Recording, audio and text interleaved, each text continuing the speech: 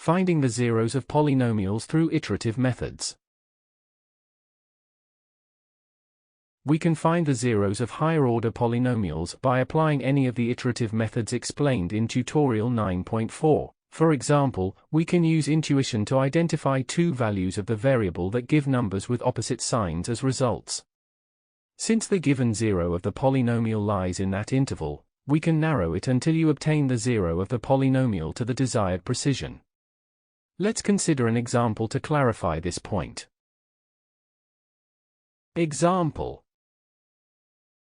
identify one zero of following polynomial and write it at one decimal place. We have the following shown on screen.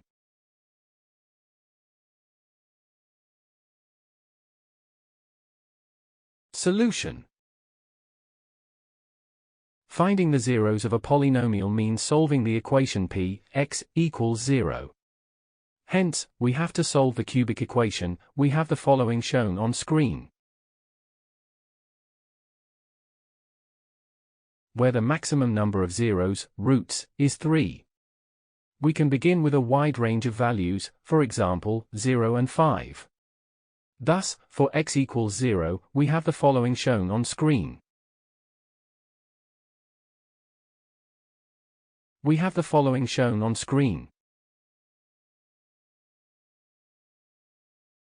Since the two values obtained have opposite signs, it is certain that we have a zero for the given polynomial in this range. Thus, combining the change of sign method and the half-interval method yields, we have the following shown on screen. Hence, the zero of the polynomial is between x equals 2.5 and x equals 5. Yet, for x equals 3.75, we have the following shown on screen.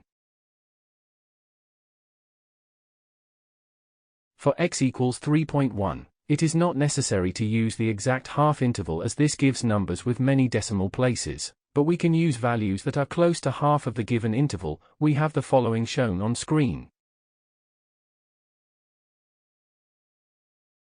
Again, for x equals 3.4, we have the following shown on screen. Now that we know that the zero of the give polynomial is between 3.1 and 3.4, we check for x equals 3.25. Thus, we have the following shown on screen. Hence, the approximate zero of the given polynomial written to one decimal place is x equals 3.3, as it is the only option for numbers with one decimal place between 3.25 and 3.4.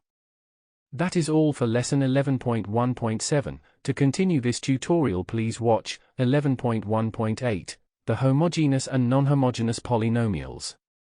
Thank you for watching. Make sure to like and subscribe to keep up to date with new videos. For more information, calculators, and tutorials, please visit www.icalculator.info.